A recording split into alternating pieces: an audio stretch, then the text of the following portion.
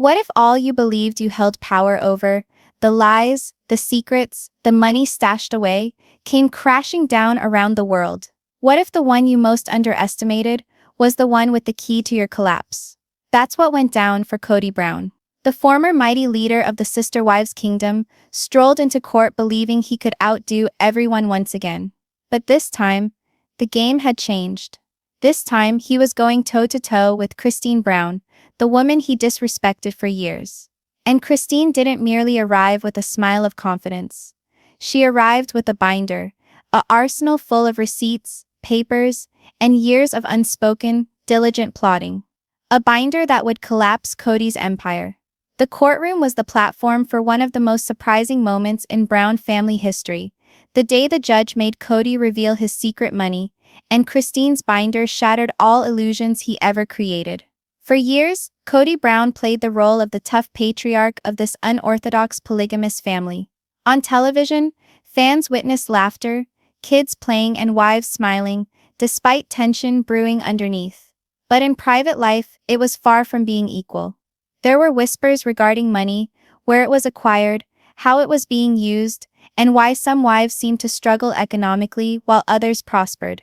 Kody and Janelle habitually lamented about budget strains, whereas Robyn seemed to be living in style, enjoying a large home and costly amenities. Whispers turned to shouts. Was Kody secretly stashing money? Was he sending money to Robyn and leaving the rest behind to struggle? Fans wondered, but no one had evidence. Until today, the court wanted total openness. No excuses. Kody was directed to give every financial secret, and standing in front of him, Kody was armed with her binder, the one thing he couldn't manipulate, the illusion of control from the start.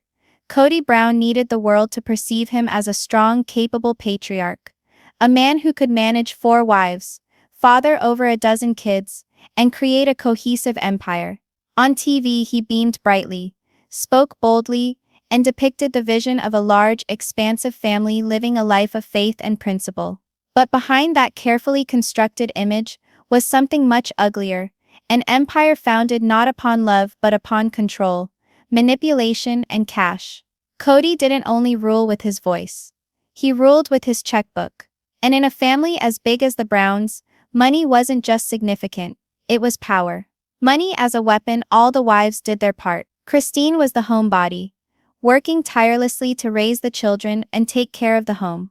Janelle, down-to-earth and diligent, tended to handle the bills too often, working herself to exhaustion to make ends meet. Meri, despite being pushed to the side, did her part as well. Then Robyn arrived, the 4th wife, and everything changed. Gradually, money started to flow in different directions. Debts that were previously being shared in a reasonable manner now seemed to vanish into Robyn's home. New luxuries emerged for her and her children, while Kody and Janelle had to tighten their belts. At first, Kody dismissed it. Perhaps she was dreaming. Perhaps Kody had valid reasons. But as time went on, the pattern became unavoidable. Kody wasn't simply favoring Robyn emotionally. He was constructing his kingdom around her. The unequal households. The disparity between the wives' lives sharpened with every year that went by. Kody frequently discussed budgeting tightly, economizing to give her children what they needed, and putting her own wants aside in order to get by. Janelle also confessed to being strapped at times, stretched to the limit. And yet, when cameras focused on Robyn, her household was a different picture. A big house, high-end furnishings, comfortable lives for her children. Fans caught on. No one asked the same question anymore. How is Robyn thriving while the others are suffering? The response, although not apparent at the time, was straightforward. Kody's clandestine financial diverting. The secret maneuvers. Kody wasn't sloppy. He was well aware of how to conceal funds, how to move assets without creating blatant trails. Yet he misjudged his wives, particularly Kody. Years went by, and Kody started noticing small things. Missing receipts. Missing family money that disappeared when family funds were combined. Vows of equal finances that never came to pass. There was one in particular, a home that was supposed to be shared among all the family members, somehow ended up in just Robyn's name. Christine would question it. Kody would sweep his hand across the room and say, "Oh, don't worry about it." Or something similar, "Don't worry about it, Christine. I know what I'm doing. This is for the good of the family." But Christine knew better, deep down inside. The cost of loyalty. Kody demanded loyalty from his wives. He taught about unity, sacrifice, and commitment. But his definition of loyalty wasn't mutual. He wanted his wives to trust him without question, to do as he said and not question it. And for a long time they did. Christine, ever the peacemaker, stayed quiet even when she felt uneasy. Janelle, practical as always, focused on survival and raising her kids. Meri, already isolated, faded further into the background. Meanwhile, Robyn reaped the rewards of that loyalty. She was gifted financial stability, protection and security while the others were left juggling scraps. But loyalty has a breaking point, and Christine's was nearing fast. Christine's quiet observations. Christine was not boisterous with her suspicions. She didn't barge into rooms insisting on answers. She observed instead. Quietly, patiently, she started taking notes, first in her head, then on paper. A receipt here, a property transfer there. Dates, amounts, conversations. She noticed the imbalance increasing month by month. Each time Kody brushed her off, each time he minimized her concerns, Christine became more resolute.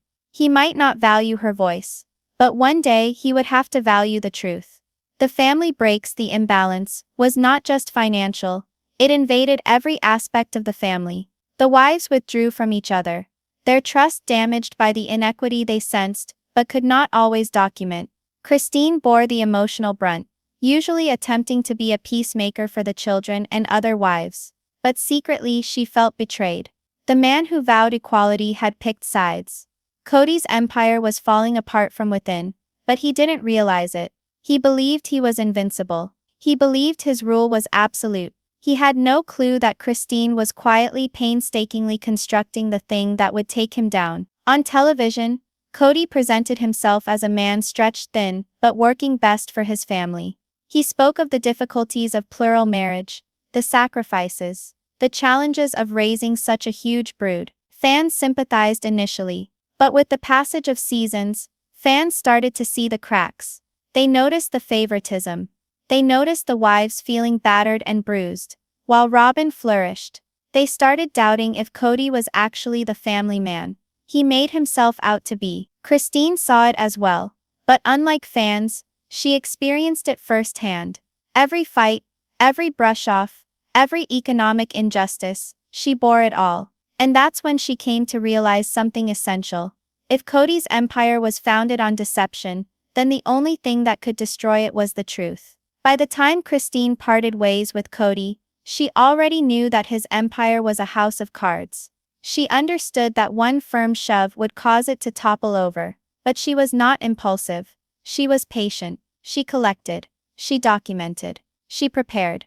While Kody boasted his dominance, Christine constructed her binder, and within it was the tale of his empire. The trail of money, the privilege, the deception. For Kody, money had been the key, but for Christine, truth would be her empowerment. The day would arrive when the two energies came into conflict. And when they did, Kody's empire of secrets would not endure. Kody Brown's empire appeared solid on the outside, but beneath its surface, it was constructed from manipulation, privacy, and favoritism. His weapon was money, his demand was loyalty, and Robyn was his partner in privilege. But Christine, the underestimation, the dismissal, the silent witness, the one who observed it all, and in her possession, she had the seeds of his ruin. Because when an empire is constructed on secrets, it only requires one truth to demolish it. Christine was always underestimated. Kody used to brush her off, saying she was too emotional, too dramatic, or too weak to really push him back. But Christine had been quietly planning for years. She had kept records of property buys, records of suspicious transfers, and accounts of times when family money vanished without warning. She didn't leave Kody. She left him with the truth in her pocket. The binder was not merely a stack of papers. It was Christine's voice, her strength, her irrefutable proof. Each page was a tale of favoritism, deceit, and financial abuse. When Christine pushed that binder across the courtroom table, the atmosphere changed. Robyn took a sharp breath. Kody's confident sneer faltered, and the judge leaned forward with increasing interest. The trap had been set, and Kody was caught. The woman nobody saw coming. Christine Brown had been made the emotional one, the complaining wife, and was brushed off whenever she spoke up for so long. Even Kody himself once stated that Christine was too much drama and not serious enough to make big decisions. But while all of them were underestimating her, Christine was secretly transforming.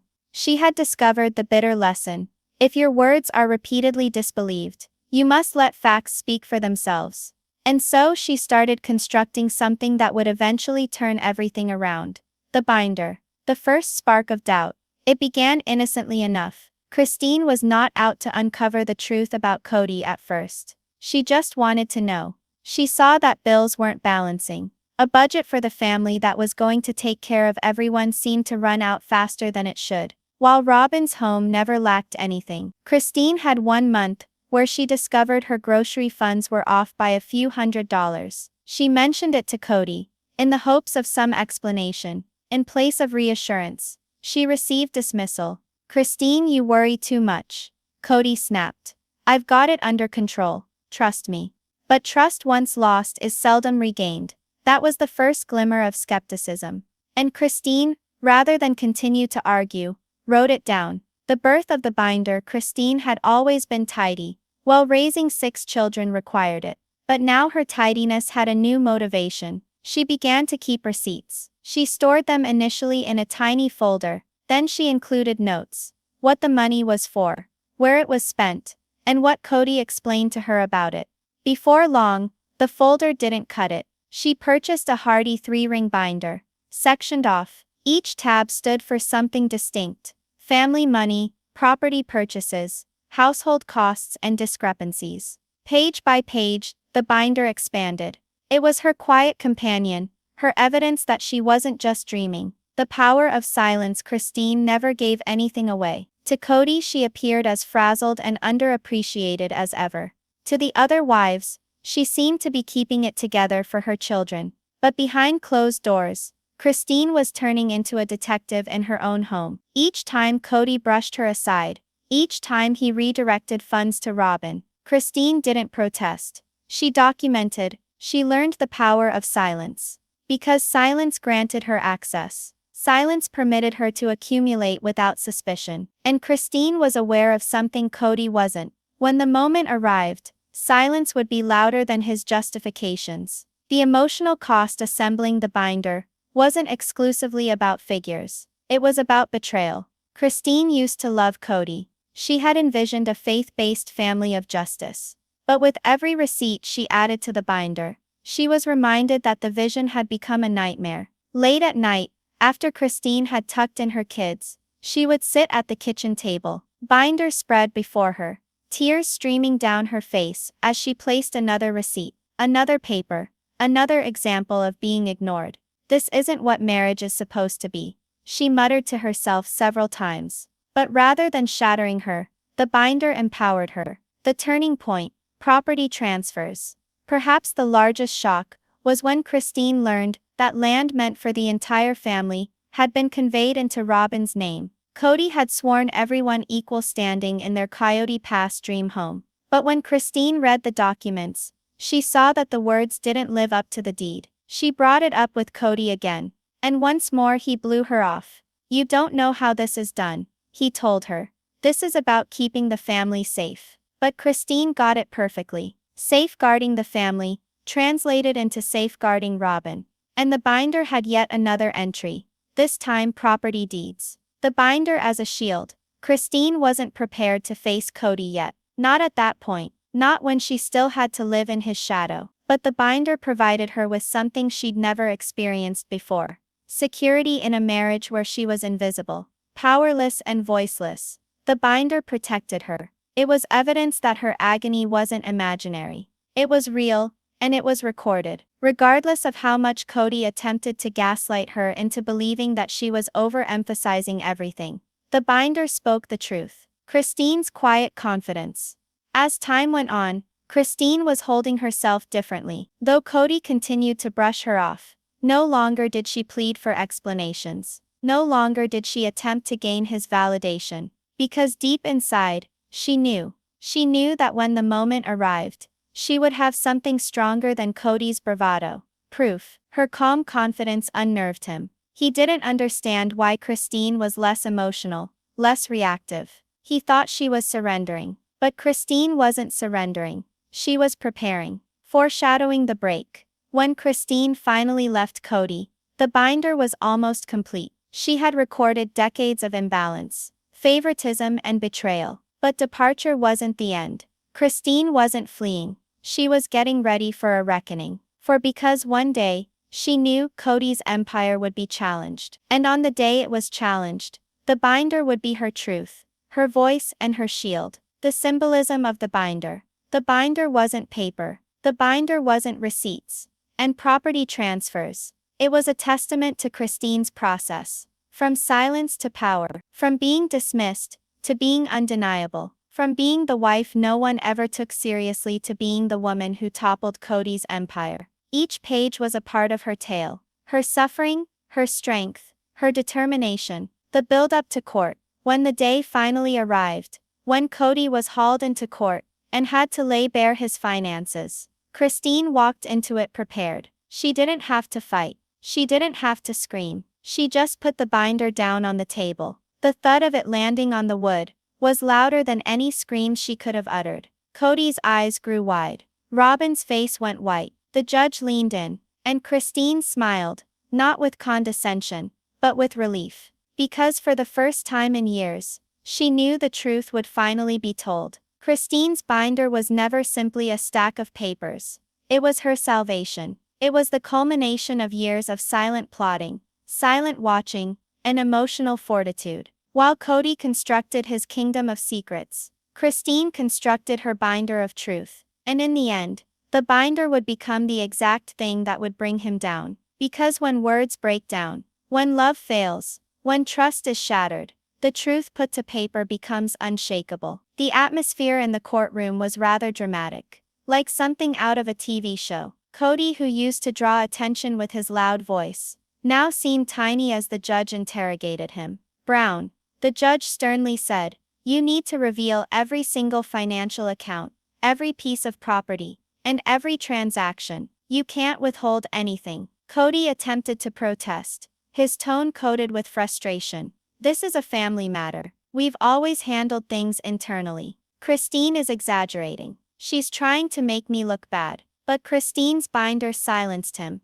Page after page showed hard evidence, dates, amounts, even signatures. One section revealed how thousands of dollars had been funneled into Robyn's household, while Christine and Janelle were left struggling. Another showed how land meant for the entire family mysteriously ended up under Robyn's name. Robyn was rigid, her complexion white. The reality TV camera was absent, and this was stark, uncontestable reality. The judge riffled through the binder, unconvinced by Kody's rationalizations. For the first time, Kody's booming voice let him down. He no longer controlled things. The room falls silent. The courtroom air was thick, the sort of hush that sends a shiver down your spine. Christine's binder rested on the gleaming wood of the table, its tabs neatly protruding, its edges frayed. It was unremarkable looking, but everyone in that room understood it was remarkable. For years, folks had speculated about whether Kody Brown's business empire concealed secrets. Now the secrets weren't rumors, whispered behind hands. They were contained in Christine's binder. Kody slouched back, arms crossed, attempting nonchalance. But his tapping foot gave him away. And in the corner of the room, Robyn sat rigid, wide eyes, tightly pressed lips. She wasn't prepared for this, not the way it was supposed to go. The judge cleared his throat, opened the binder, and began to recite. Robyn's world starts to crack. Robyn had always been the protected one. In her universe, Kody was her protector, her giver, the man who provided for her. She had the most beautiful house, the economic security, the emotional commitment that Christine, Janelle, and Meri had not received. She convinced herself it was love. She convinced herself it was fate. But secretly she had to know it was favoritism. And now that favoritism was out on black and white paper for the judge to read. Her breathing became labored as she watched the receipts, transfers, property deeds, all of them leading back to her, all of them indicating how Kody's money trail led directly to her door. Her face went white. She grasped for Kody's arm, but he shook her off, too engrossed in making preparations for his defense. For the first time, Robyn understood. She was vulnerable. Kody attempts to spin the tale. "Your Honor, Kody," thundered, his loud voice filling the room. "This isn't what it seems. She's upset. She's resentful for leaving me. She's manipulating things to make me appear guilty." He hunched forward, his fingers clawed on the table. "You have to realize, with a family this big, money circulates. It's messy. Christine doesn't get the financial aspects of it. She's emotional. She always has been." It was the same old routine he'd used for years. Portray Christine as volatile, unreasonable, too theatrical to be believed. But this time, it didn't work. The judge's eyebrow went up, rifling through another page of the binder. "Mr. Brown, are you claiming these are forged documents? These receipts? These transfers of property?" Kody went cold. He hadn't prepared for that question. "No, but they're being used out of context," he stuttered. Christine said nothing. She didn't need to. The truth was staring at her from the page. Robyn's desperate tears, feeling the walls closing in on her. Robyn did what she had always done when the going got tough. She cried, her voice shaking. She whispered, "This not fair. Christine is trying to break our family apart. She's doing this to punish us." Her own tears were once her most potent weapon. On television they melted hearts. They made Kody run to her side. They made the other wives appear callous when they would not offer her comfort. But in court, those same tears didn't cut it. The judge did not waver. Christine did not waver. Kody even appeared annoyed, jaw clenched, as he cast a look at her. Robyn's tears lacked effect for the first time. The evidence that couldn't be ignored. The judge's voice pierced the tension. "Mr. Brown, as stated in these records, money from all 4 wives was again and again diverted into accounts belonging to Robyn Brown. Can you tell me why Christine and Janelle were having trouble paying bills for basic household expenses when these transactions were occurring?" The words strike with the force of a thunderclap. Kody's mouth opened, but nothing came out. His bravado, his excuses, gone. The judge went on, turning another page. "And here, this house bought with joint family funds. Why is this property only in Robyn's name?" Robyn's hands shook in her lap. She wished she could vanish. She wished the earth would open up and swallow her whole. Because there it was. Her privilege, her comfort, revealed as favoritism, not fairness. Kody's collapse begins. He attempted again, his tone lower now, more hesitant. "This is being exaggerated. I did what I thought best for the family. I had to defend Robyn. She needed stability." The judge's eyes narrowed. "So you acknowledge that you placed Robyn's home above the others?" Kody stuttered. "No, that's not what I said. I meant, but it was already too late."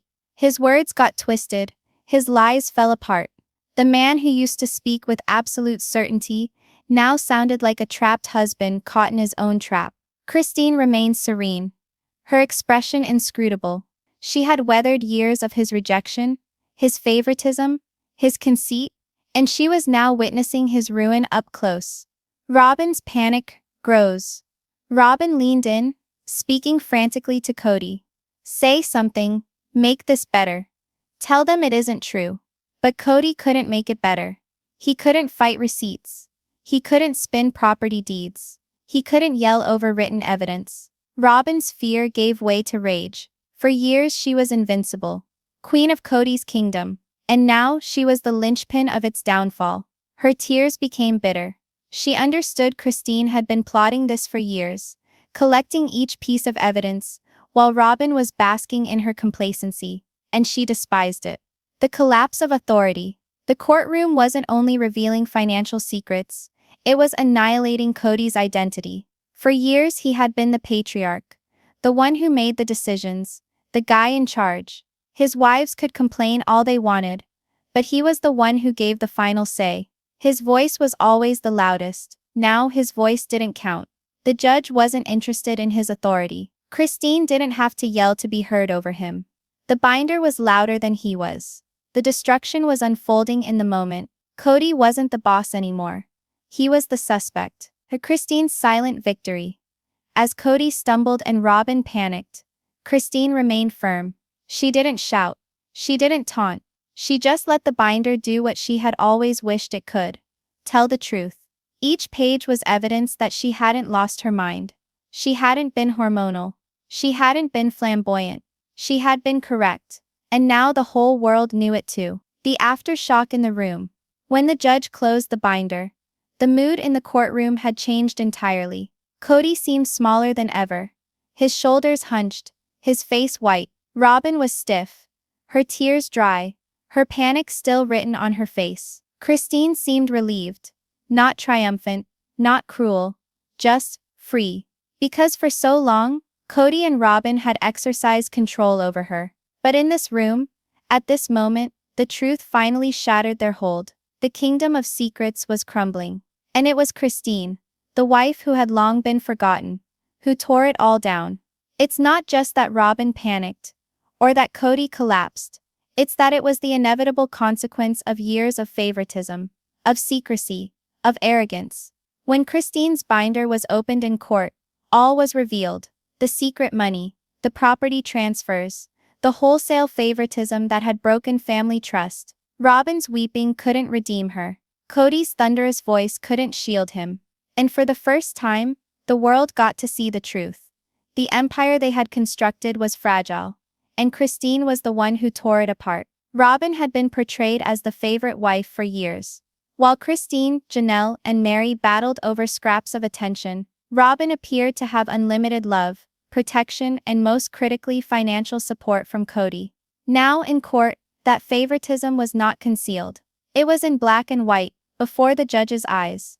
The evidence demonstrated the way Robyn's house was financed, while other wives were having difficulty with rent and bills. It demonstrated the way family money was spent on Robyn's children, while others lacked. The facade of parity in the Brown clan crumbled. Robyn's peace of mind wasn't chance or affection. Rather, it was a product of Kody's coercion, and Christine's binder had revealed everything. Robyn's hands shook. Her eyes moved warily, silently pleading with Kody to make it right, to smooth over with his words as he always did. But not this time. Not here. The courtroom holds its breath. The judge's fingers pushed hard against the binder in front of him. For a very long time, he said nothing. He simply sat, his glasses perched on the end of his nose, his eyes on the papers Christine had so painstakingly put together. The room was so quiet, it was almost smothering.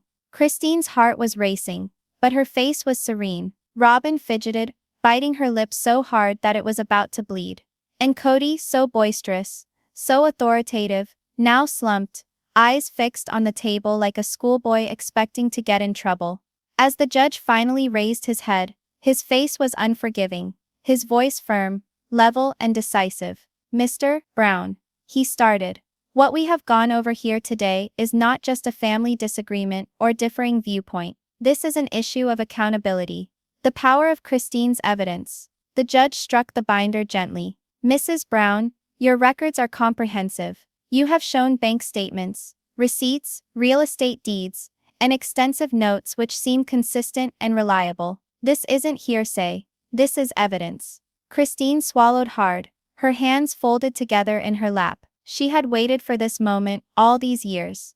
The judge went on, "Mr. Brown, these documents clearly show a pattern of mismanagement of finances. Money donated by several parties was channeled disproportionately into accounts and properties that are related to Mrs. Robyn Brown." Robyn's head flew up, her eyes open wide. For years she had lived behind Kody's confidence, but now the name was uttered with the force of accusation.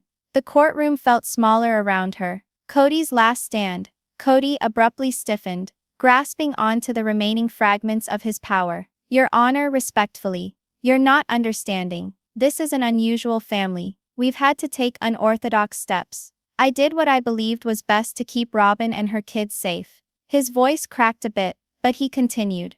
"Christine is portraying herself as a victim because she quit. She's angry. She seeks revenge. That binder isn't the whole picture. The judge's eyes narrowed. Mr. Brown, the records don't lie. Receipts don't have bitterness. Property deeds don't have emotion. What I hear is an evident imbalance, an exploitation of family money at the expense of one household as the other struggled. Kody's jaw tightened, but he had no comeback. His kingdom of words had finally come to an end. Robyn is pulled into the fire. The judge then focused on Robyn. Mrs. Robyn Brown, were you aware that these monies and properties were being placed in your name, frequently without equal division to the other wives? Robyn's voice shook.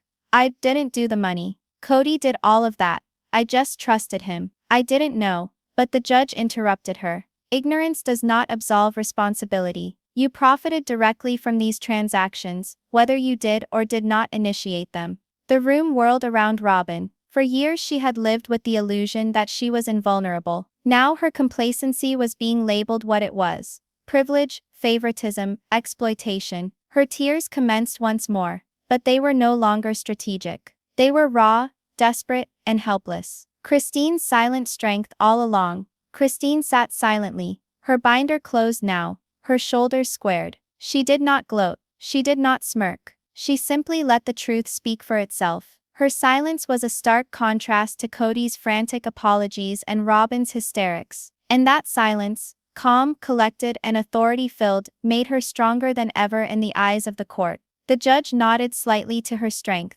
Mrs. Christine Brown, your determination to obtain this evidence has been excellent. It is an indication of foresight, responsibility, and will. Without it, these facts might never have been known. The judge's verdict finally. The time arrived. The judge sat forward in his chair, his voice holding finality. Based on the evidence submitted, it is apparent that Mr. Kody Brown has practiced patterns of financial favoritism and mismanagement. The court is not going to turn a blind eye to the injustices endured by Mrs. Christine Brown, and by extension, the other wives who were not accorded fair access to common resources. He fell silent, allowing the words to sink in. The whole room was stuck in time. Thus, the judge announced, the court rules in favor of Mrs. Christine Brown. She will be compensated to the tune of $750,000, taken out of the shared assets built up under Mr. Brown's leadership. In addition, future financial transactions relating to Mr. Brown will be put under supervision to guarantee accountability and openness. The words came like a battering ram. Kody's empire crumbles. Kody's face paled,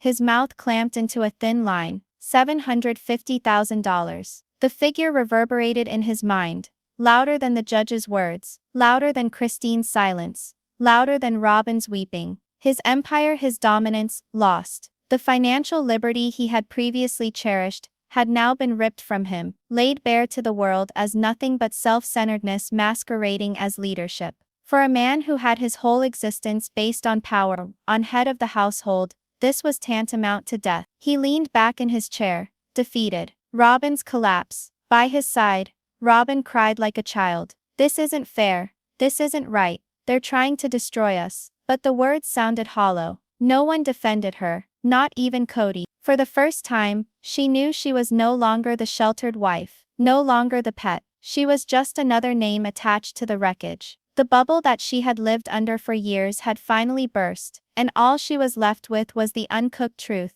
Her comfort had been paid for in blood. Christine's victory. Christine closed her eyes for a second, and let the ruling wash over her. It wasn't about the money. It was about validation. For years she'd been dismissed, told she was overreacting, told she was ungrateful. For years she'd been gaslit into thinking her pain was not real. But today, a court of law had established what she had always suspected. The discrimination was true, the injustice was true, and her pain had not been in vain. Her binder had shattered the fantasy. As he was leaving, the judge made a final remark that would haunt Kody for the remainder of his days. Mr. Brown, leadership is not control. It is not favoritism. It is fairness, responsibility, and sacrifice. From what I have seen, you have shortchanged on these responsibilities. Today is about accountability, not just to Christine Brown, but to every member of your family who has been harmed. The gavel came down. The ruling was final. Christine stood tall,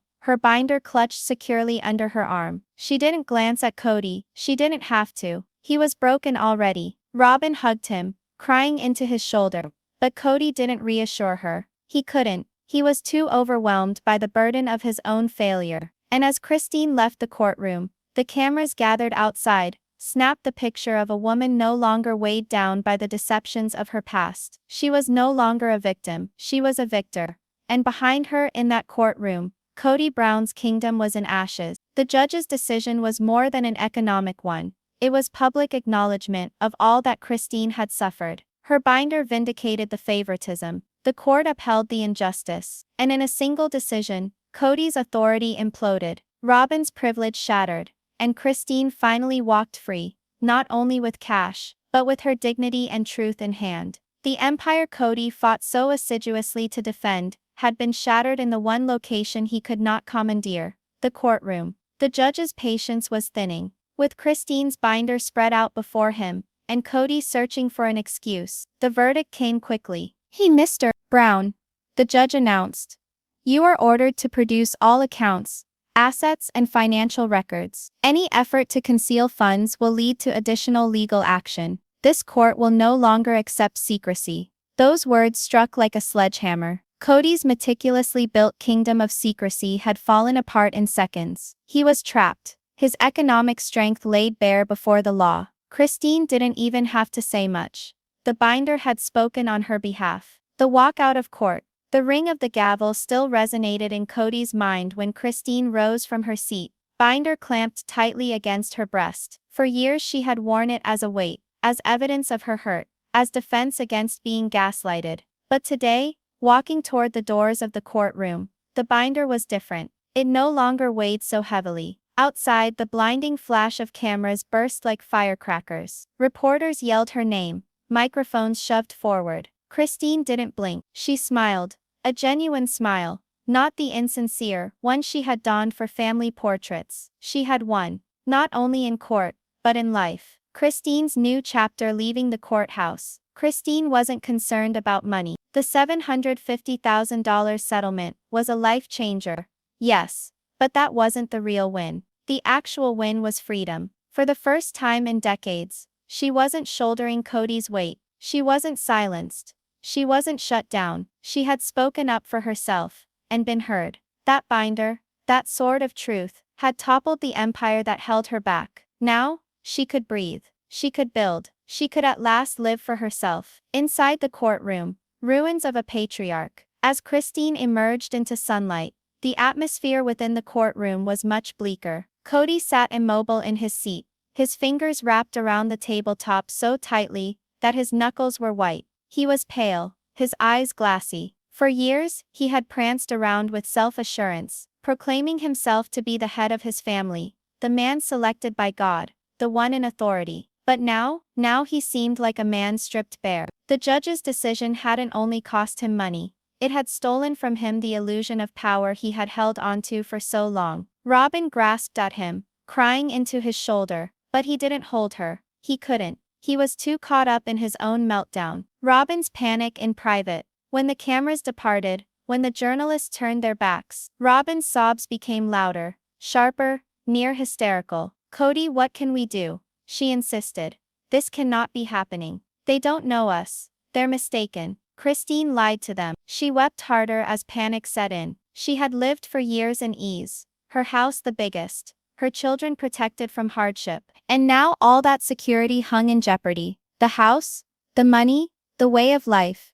It was all founded upon the platform Christine had just torn down. Robyn wasn't weeping for righteousness. She was weeping for herself. Kody turns on Robyn. For once, Kody didn't come to her defense. He didn't reassure her. Instead, his tone was husky, biting, almost venomous. This is your fault too, he snapped. You think I don't get it? You think I know that everybody blames us for this? You sat there and enjoyed everything while the others did without. Now it's all blown up in our faces. Robyn's eyes were shocked wide. Kody had never lashed out at her before. She had always been the safe one, the special one, the guarded one. But now, she was the fall guy. Christine's celebration of freedom. While Christine wasn't brooding over Kody or Robyn, she was already planning her next steps. Dinner with her children that evening wasn't about the finances. It was about the pleasure of being noticed. Her children hugged her more fiercely. their smiles wider, their relief overwhelming. For years they had watched their mom give up, struggle and suffer, and now, they witnessed her take back her strength. The binder wasn't evidence, was a symbol, a reminder that regardless of size, the truth will always prevail. The public reaction word of the ruling spread quickly. Tabloids shouted headlines, blogs shrieked stories, and televisions blazed news. Judge decides in favor of Christine, $750,000. Settlement from Kody Brown.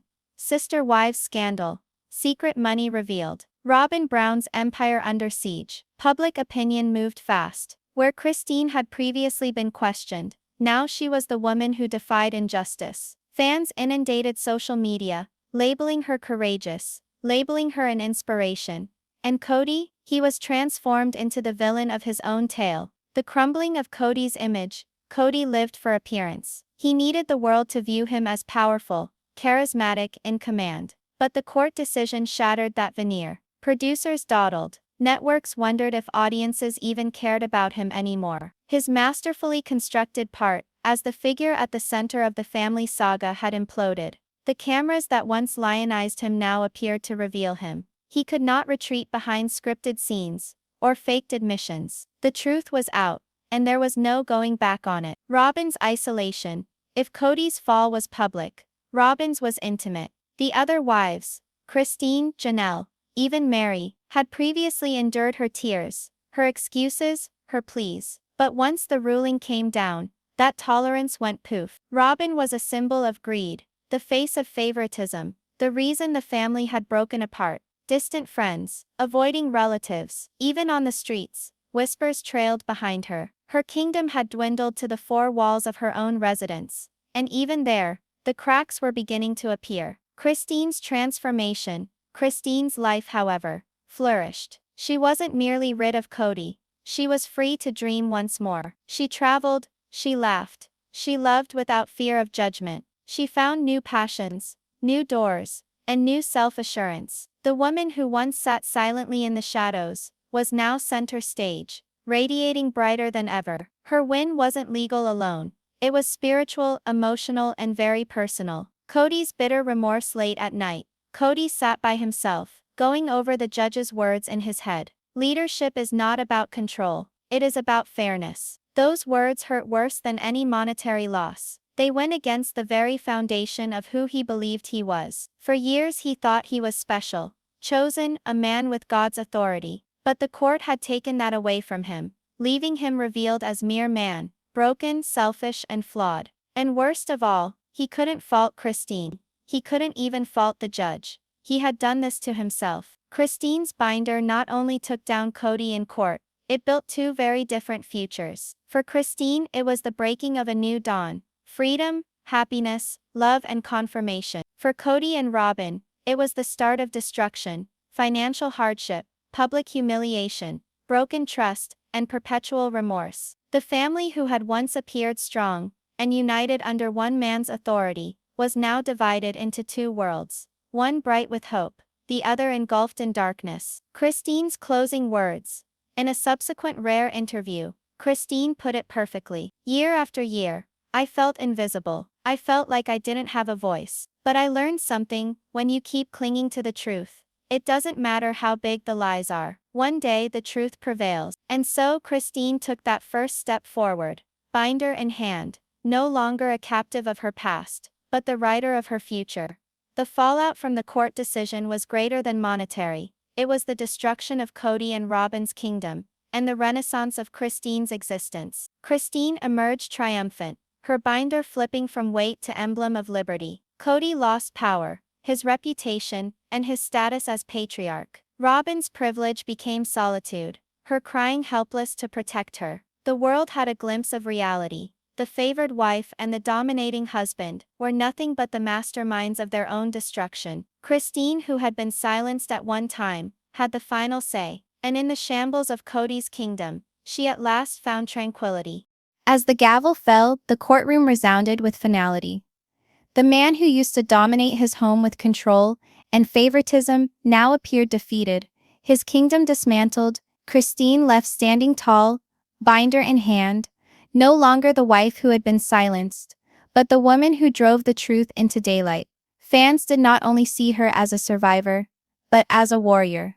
Janelle, on the sidelines, was finally vindicated. Meri also knew that the years of being ignored were not imaginary. They were part of Kody's manipulative game. Robyn, once above reproach, now had the court and the public judging her. The favoritism she enjoyed was out in the open. The world knew, and Kody, his image was in tatters. No longer spinning the tale, no longer insulated by his position as patriarch. The truth had been heard, and it was spoken by Christine's binder. The storm after the ruling. When the lights went down in the courtroom, and the reporters shut off their cameras, the real storm had started, not in court papers or on television, but within the Brown family itself. The $750,000 verdict made the front page. But below that front page headline, something still more world-shaking was occurring. Kody's kids, who had been spread under the umbrella of one family, finally spoke out. For years they had complained in hushed tones behind closed doors. Now they had seen evidence. Christine's binder wasn't merely evidence in court, it was evidence of all they had endured, and they were ready to share their story. Christine's children find their voice. Christine's children were the first to break the silence, their voices firm and unmoving. One of her daughters, who had spent her adolescence watching her mother struggle while Robyn's home prospered, finally spoke. "We always knew something was off. Mom gave up everything, and we witnessed it. Now the entire world gets to see it too." She spoke, and her words went viral, inspiring tides of admiration. Audiences who previously sympathized with Christine now respected her as a warrior, and her children as survivors. A younger but no less fierce child wrote on social media, "Mom's binder wasn't paper. It was years of our life, years of seeing her cry as Dad disregarded us. This ruling isn't justice, it's freedom." Their cries brought Christine's win to life. Her children weren't merely relieved, they were strong. For the first time, they felt that the truth had liberated them. Robyn's household becomes stormy. But in Robyn's household it was stifling. Her children, who had been kept at arm's length from the chaos all along, started asking questions. "Mom, is it true? Did we receive money that did not belong to the others?" Robyn shook her head, tears streaming down her face. No, it's not like that. We just did what we had to do." But the kids weren't believing it. They had the receipts, they had the judge's warning. They witnessed Christine's kids rejoice over their mother's bravery.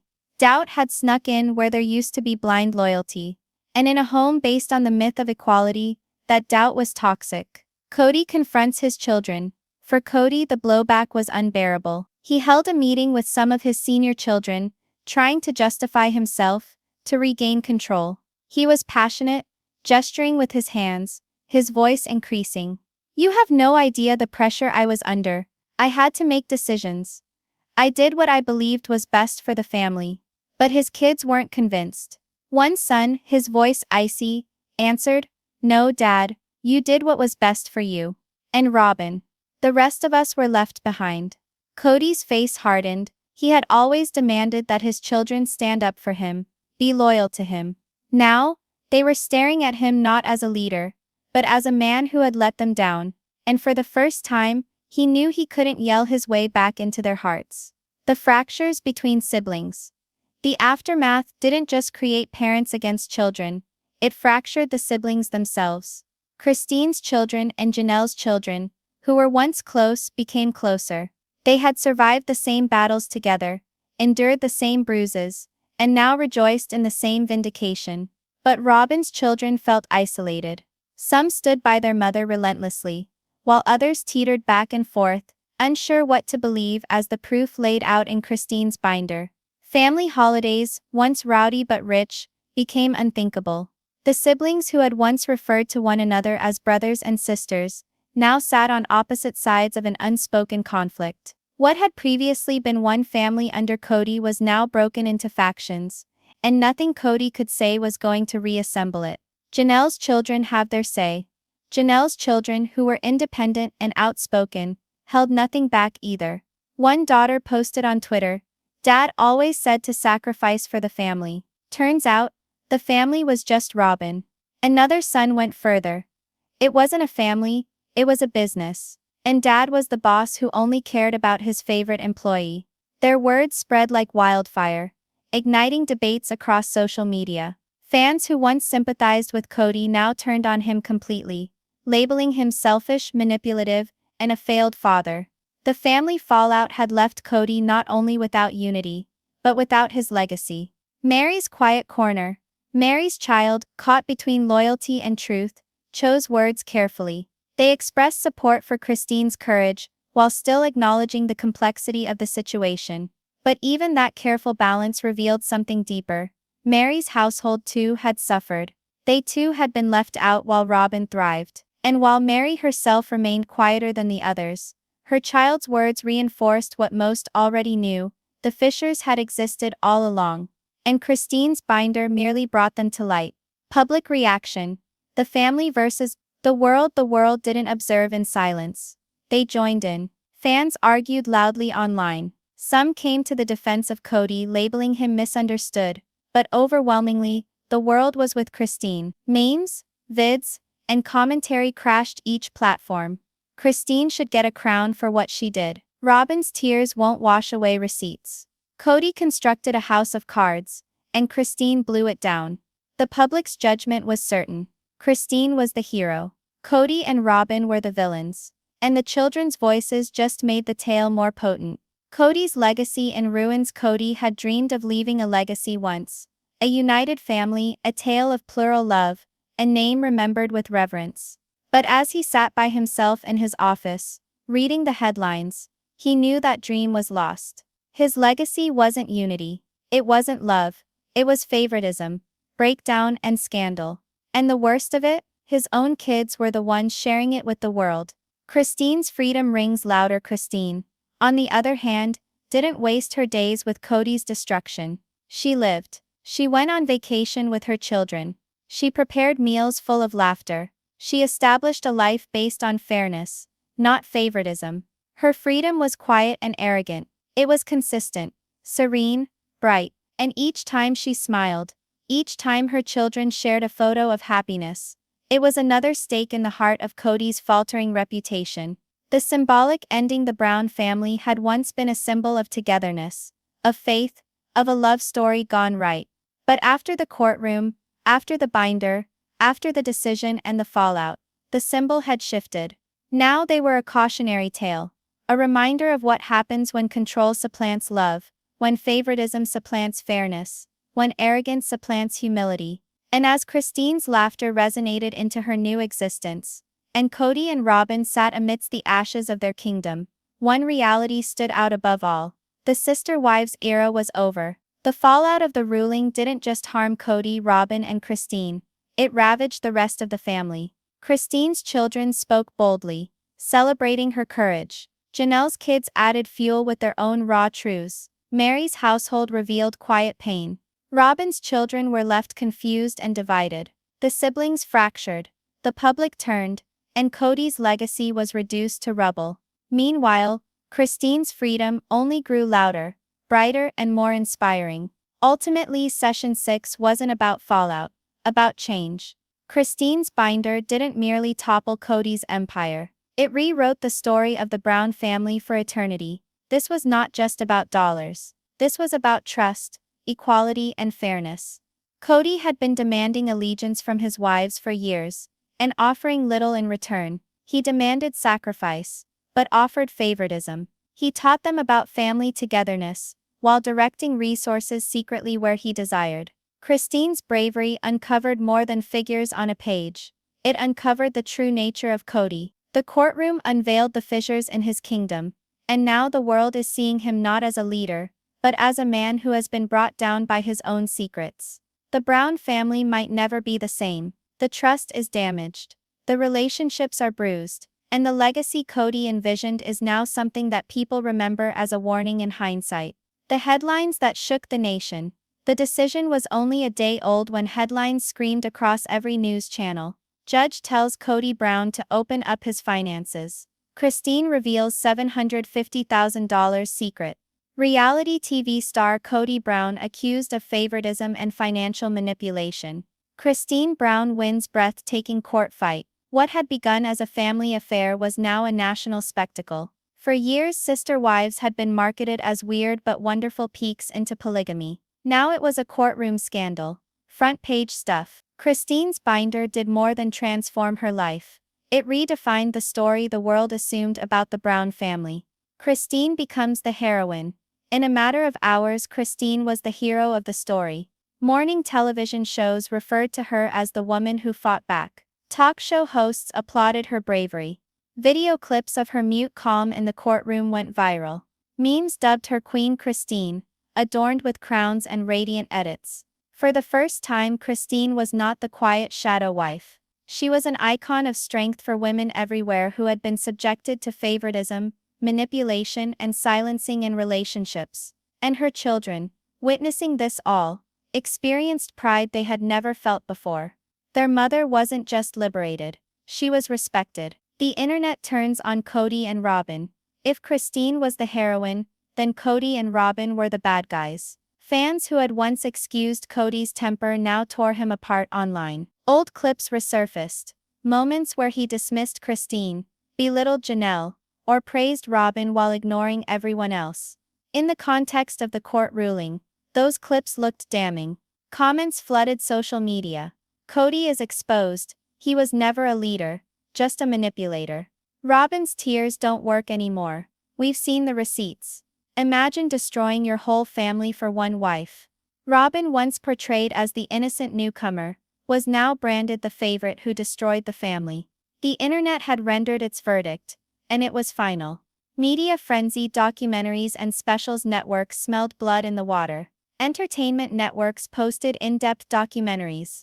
Sister Wives: The Fall of the Brown Empire. Podcasts devoted episodes to deconstructing Christine's binder page by page. YouTube personalities went viral dissecting the proof, poring over court transcripts, and theorizing about what else could be concealed. Even late-night talk shows piled on, ridiculing Kody's demise. One cracked, "If Kody Brown wanted to be known in history books, well done. He's now a subject of study in what not to do in marriage." The media hype didn't just report the story.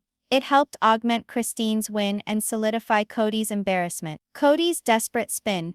Kody wasn't leaving quietly. He took phone calls, met with sympathetic podcast hosts, and attempted to spin the story. He portrayed himself as a victim, a man buried under obligation, unjustly blamed for decisions no one else could comprehend. But the public wasn't having it.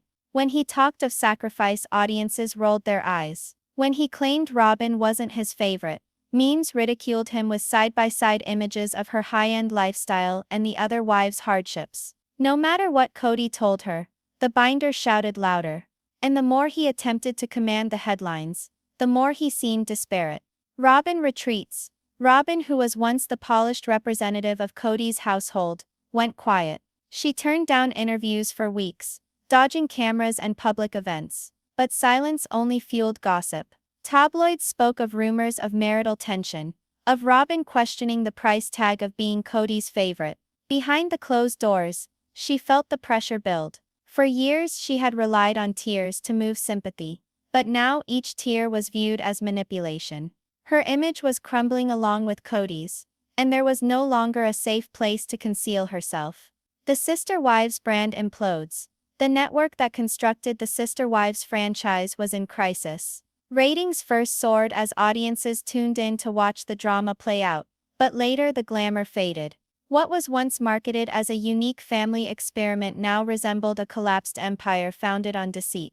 Executives grappled. Should they cancel? Should they rebrand based on Christine's new existence? Or should they double down on the scandal and milk the pandemonium? Whatever they did, one thing was certain. One big happy family, wholesome image was forever lost. Christine's new chapter unfolds. As Kody struggled to restore his reputation, Christine embraced her new independence. She began new ventures: cookbooks, podcasts, and even women's empowerment panel speaking gigs. Her message was clear but strong. Know your worth. Don't settle for being a shadow in your own story. Her ventures were not just career transitions. They were healing. And the public welcomed her with open arms. All her ventures turned to gold, for people were not so much purchasing her brand, They were purchasing her authenticity. Christine was no longer reality star. She was role model. The children enter the public dialogue. The fallout hit another crescendo when the Brown children spoke out. Christine's daughters shared heartfelt posts. We watched our mom fight for us and now the world sees her strength. Janelle's kids echoed the sentiment, exposing years of inequality. Even Meri's child, careful but firm, revealed quiet truths about being left behind while Robyn thrived. These testimonies weren't gossip.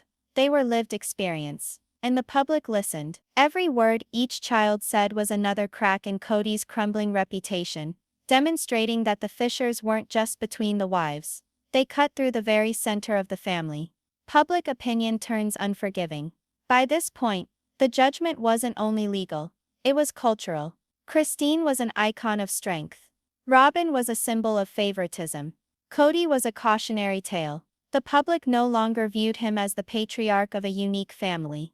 They viewed him as the guy who wrecked his own empire through arrogance, favoritism, and greed. His face became a meme. His words became punchlines. His name became a synonym for collapse. And nothing he said or did could undo that. Kody's legacy crumbles alone in his office. Kody browsed articles, comments, and memes. Every headline was another knife to the heart. Every meme was another embarrassment. He had once hoped to leave a legacy of unity, to show that plural marriage could succeed. Now his legacy was scandal, shattered families, and a courtroom loss at the hands of a binder. And as he looked into his mirror, he knew the truth. The public no longer feared him, respected him, or even pitied him. They laughed, and with their laughter, his power was lost. Christine's triumph echoes. Christine didn't have to publicly attack Kody. She didn't have to gloat. Her life shouted louder than words. Each picture of her beaming with her kids, each initiative she created, each time she lived freely, it was a reminder she had won, not merely in court, but in life. Her victory was not individual. It was public, cultural, symbolic. She had redefined the script, not merely for herself, but for all who had ever been silenced. And the reverberation of her triumph was louder than Kody's breakdown. The court decision didn't conclude the story. It detonated it.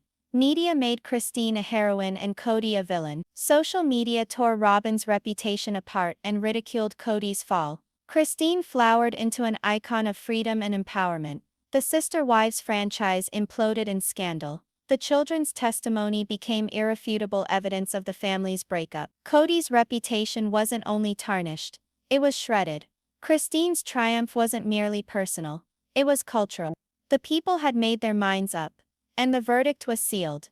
Christine rose, Kody fell, and the Brown dynasty was in shambles.